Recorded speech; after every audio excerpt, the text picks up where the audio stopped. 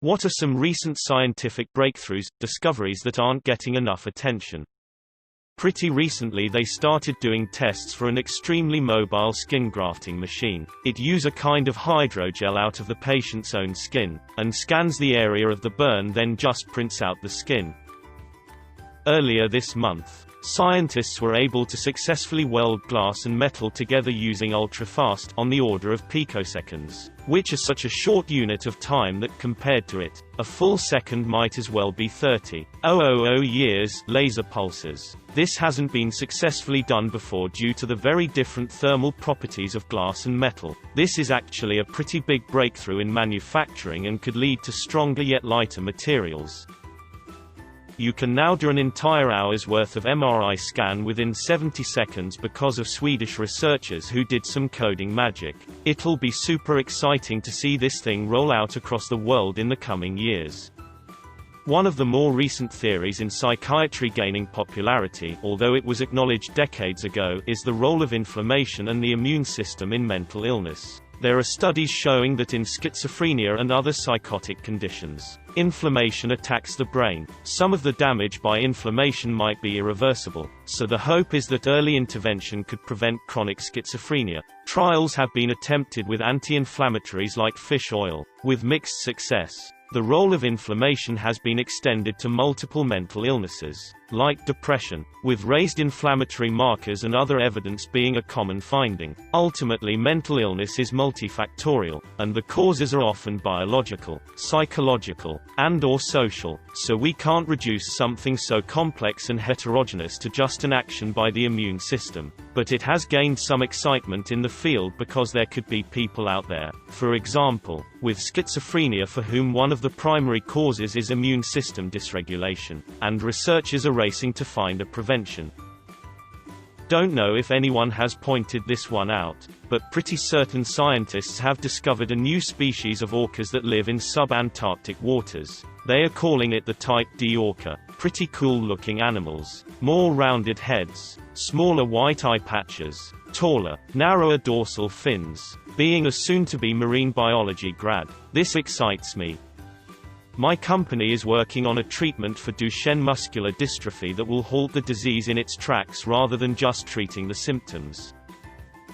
Astronomer here. Most of you have heard that the universe is expanding. Astrophysicists believe there is a relationship between the distance to faraway galaxies and how fast they are moving from us, called the Hubble constant. We use the Hubble constant for just about everything in cosmology, to be honest. This isn't crazy and has been accepted for many decades. What is crazy is, if you are paying attention, it appears the Hubble constant is different depending on what you use to measure it. Specifically, if you use the standard candle stars, Cepheids and type Ia supernovae to measure how fast galaxies are speeding away from us, you get 73 plus or minus 1 km per second (mpc). If you study the earliest radiation from the universe, the cosmic microwave background, using the Planck satellite, you get 67 plus or minus 1 km per second (mpc). This is a lot, and both methods have a lot of confidence in that measurement with no obvious errors.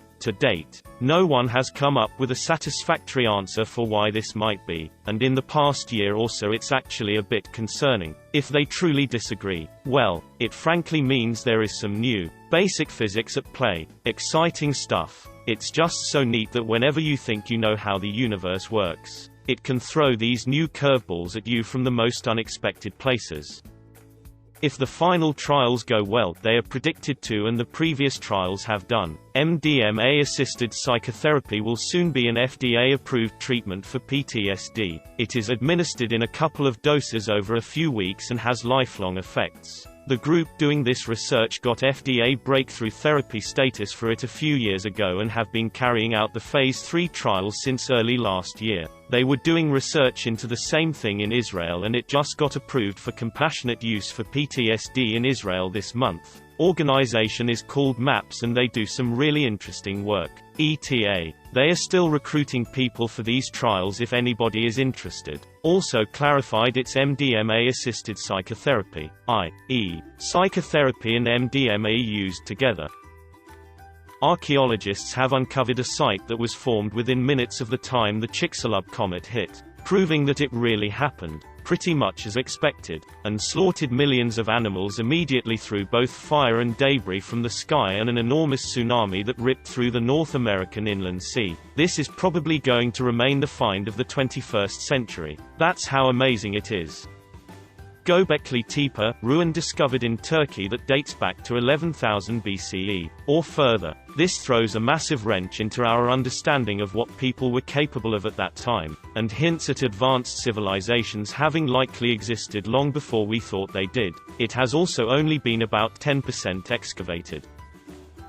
That we have figured out how to suck CO2 out of the atmosphere and now, very recently, how to turn it into solid flakes of carbon again, and not just under Higley-specific and expensive lab conditions. This process is apparently scalable. We still need to curb emissions, but this does flip the equation quite a bit regarding global warming, allowing us to put some of the toothpaste back into the tube, so to speak. Coupled with wind and solar energy, I predict this will become a major industry by mid-century, and very pure carbon and abundant material. There's a good chance there will be a cure for celiac disease within the next 10 years. There's currently an active and ongoing clinical trial where participants with diagnosed celiac are getting infusions that will ultimately reverse the autoimmune response a person with celiac has when they consume gluten. It's still far from complete, but we are closer than we've ever been to curing celiac disease. The clinical trial is taking place in Cleveland, Ohio. I was asked to be a part of it, but unfortunately I just don't have the extra time. If anybody local wants more information, please message me and I can get you in contact with one of the researchers. New cancer therapy in development causing not only the cancer but also the metastasis to shrink. 2 more cured from HIV. The London patient's treatment is not a scalable, safe or economically viable strategy to induce HIV remission. Not that it isn't great for the patients to be HIV-free, but the cure came from getting their bone marrow replaced because they had cancer. Honestly, you might be in a worse spot if you have lymphoma than HIV, and doctors aren't going to do marrow transplants for otherwise healthy patients because it's such an extreme and costly procedure, hoping for a wider cure for HIV. Pretty much all water and food we consume contains microplastics. Cool. What does that mean for us?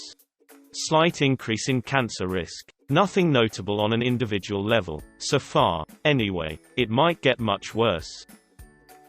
It isn't just the bee colonies that are dying, it's all our insects. Recent research and predictions are saying that our insect populations, particularly that of butterflies and moths, are on track to extinction in 100 years due to pesticides and climate change. If our insects continue to decline, we will see a cascade flow into other animals, birds, etc., including our own species. Environmental scientists are saying we're at the beginning of a mass extinction event. Truly terrifying, and very little is leaking to the public via mass media or being mocked as a conspiracy theory.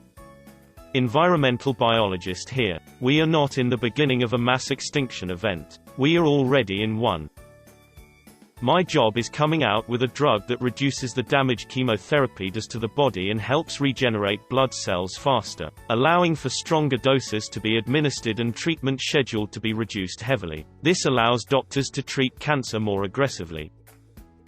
Bacteriophages could put an end to antibiotic-resistant bacteria. The FDA just approved ketamine as an antidepressant for treatment-resistant depression in the form of esketamine as a nasal spray. It's of the few unique and hopeful approaches to treatment-resistant depression that we've seen in years. Some stats put the rate of recovery as high as 80%, not full recovery, but alleviation at least. I would have to say prosthesis. You can get hands and feet that are pretty close to the actual thing that operate by feeling the muscles that remain. We will soon be long gone from the days of military-style hooks and lumps of solid plastic. Science can regrow our teeth now. Not sure how recent it is, but there's cameras that can film at 10 trillion FPS, fast enough to film the speed of light. That there is a bacteria that can break down plastic very fast. It's interesting, you should look it up. There are CPUs that can change their internal circuitry on the fly to suit whatever problem they are working on. This can give massive power savings and free up the traditional CPU cores for other things. Imagine being able to encode a 4K game stream using just a few watts of power and almost no CPU time. The downsides are that it costs an arm and a leg, and your programs will now take 8 hours to compile if you're a dev. Essentially it is a CPU with an FPGA next to it in the same package. The FPGA is available as an OpenCL target, and being in the same package as the CPU shares the global memory with the CPU. The part number is Xeon Gold 6138P.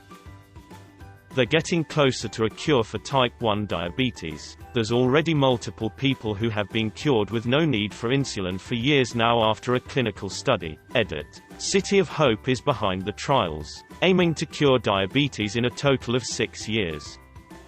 The T-Rex had fur. A male birth control pills is making its way through human trials.